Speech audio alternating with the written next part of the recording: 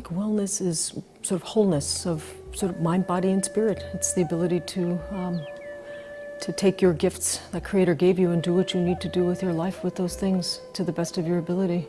Whatever teachings you have, that's wellness. We don't really have the wellness that the old ones used to have at one time.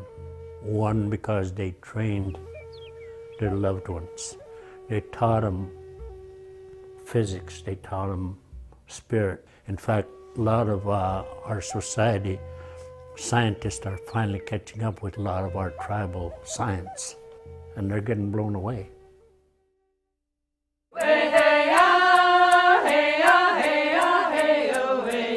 Historically, Native people have experienced a lot of trauma and a lot of events that impact them and their health in tremendous ways, like genocide and massacres, Indian boarding school. Those kind of events are very traumatic for people, and when you have those events over many generations, they're going to impact people's well-being, their spirit, their physical health, their mental health.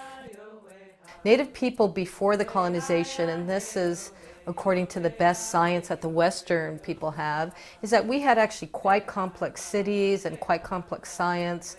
We had wonderful public health and natural practices and traditions, and it wasn't until a lot of foreign diseases were introduced to this hemisphere that people's health status started to decline. Another probably even more devastating impact of colonization was just how Native people's life world, Native people's science, their culture and their traditions were absolutely denigrated by the Europeans and Westerners. The Europeans who came over had to set up Native people as less than rational and less than human in order to justify absolutely stealing this land. I think there's justifiable and understandable mistrust of our communities, of any university-based systems, educational systems in general, because of the boarding school experience in particular. And also the legacy of the horrendous things that science has done at the expense of Indigenous people. There's a legacy in healthcare systems and in institutions in general for Native people not to trust. And you know what? I don't think people should. I expect the communities to have healthy skepticism about who we are and what we're doing.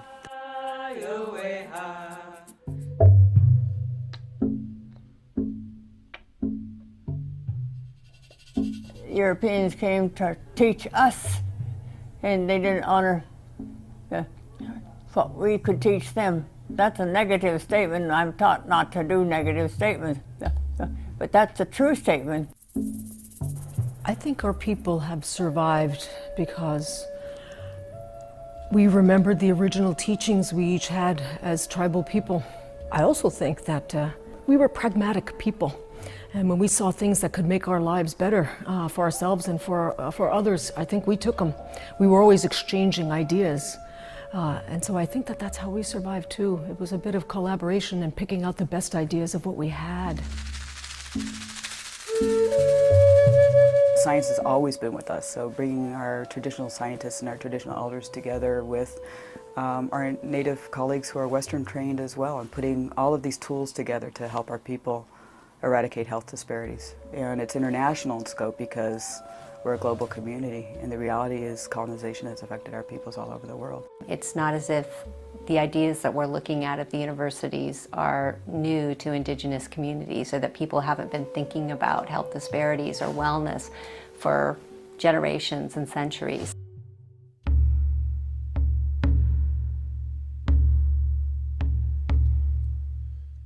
We don't want to do projects that just benefit a researcher somewhere or benefit an institution. It has to benefit the people. That's the bottom line. It has to ease our suffering. It has to be able to help promote our future generations' health and wellness. That's what this work is about, is helping our communities. One piece of it has to do with community mandates, that instead of the Western approach of I have a good idea, let me impose that on another people's, and changing that to say, what is the community really interested in? What issues do they want to solve? And to use their strengths and talents so that the community owns the whole process. That's the charge of the Institute. The reason I'm here is to really think about the health of our communities for my children, for my grandchildren, and for my great-grandchildren. For me as a Native person, I come from a community that supports each other. I come from a family that nurtures each other. We have a responsibility to give to each other in whatever way we can. At the Institute, I find that there is a family unit. And with the family unit, there's ways of changing, there's ways of knowing, there's ways of developing new ways of responding to problems, to health issues, because we are there for the community, but we're also there for ourselves in terms of our own healing and wellness.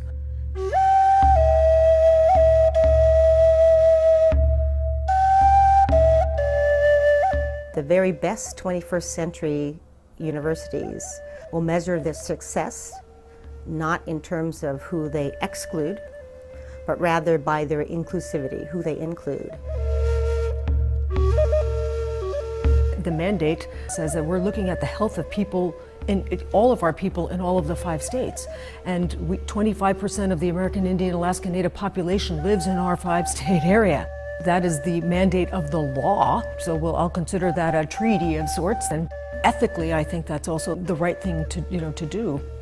As Indigenous people, we have skills and interests and teachings related to the resources of this area as well. And I think we have a vested interest in this process, and that the university needs to acknowledge that.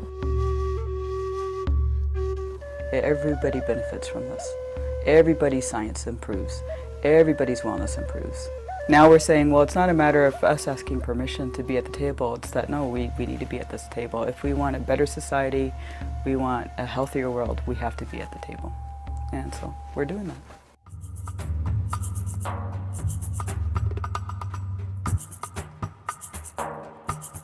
If you include Indigenous people in research, then that will beget Indigenous researchers who then do further Indigenous research. We hope that it's going to lead to this fierce flowering of Aboriginal intellect and health knowledge.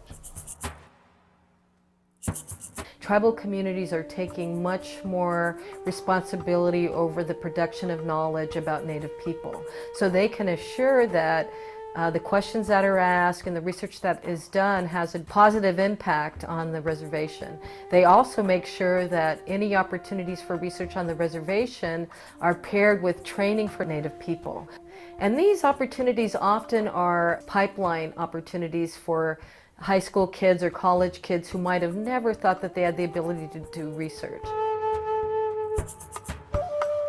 It was just incredible for me to have mentors that were Indigenous that pulled me up and said, you can do this. And from the time I dropped out of high school to the time of my PhD, I had Indigenous women that led me along.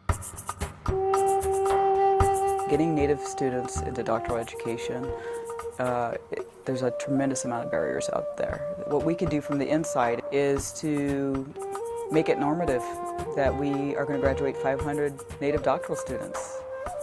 For me to be around Indigenous scholars gives me hope, because the work that I do is for the children. My idea is that the research and working with the Institute will help assist in healing for our next generations.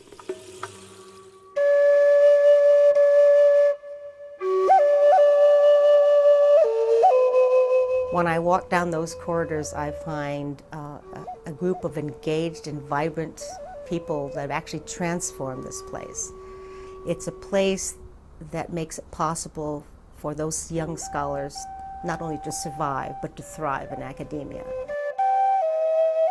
One of the most critical things in creating safety is having a critical mass of Indigenous people, so that when I go to work, for example, at the Institute, and I walk down my hallway, I know there are Indigenous people in all those offices, and I can smell sage, and I can know that, if I'm experiencing a colonial moment, that I can go down and knock on the door of my, friend and my sister and say, I need some support here, and I hope that our students feel that way. IWRI has an incredible opportunity and an incredible responsibility to really create that safe space for Indigenous knowledge to flourish and to be circulated. All of the knowledge and the research and the theories that come out of that space are going to speak to the lived experience of Indigenous people, because that's where we're hoping that our research and our theory will emanate from, but it will at the same time be accepted by Western academia because that's where it was produced.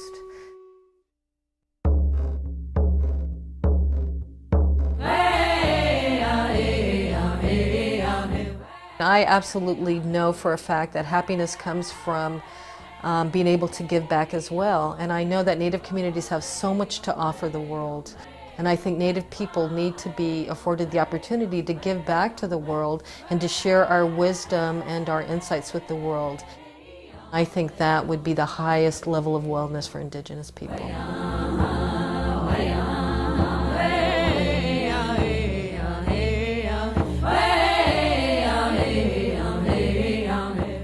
If you realize that one person can't always encourage other people to feel confident of their place in the world, but a whole group of people with the same mindset can do wonders.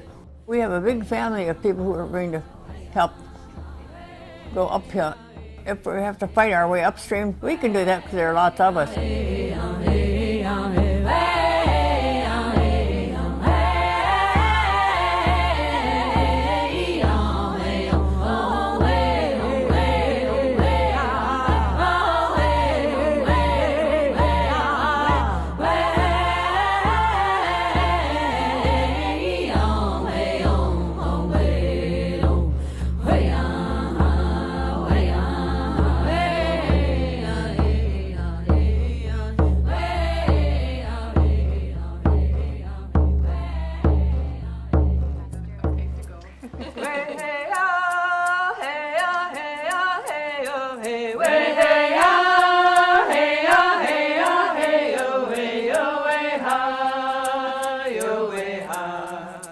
Yo,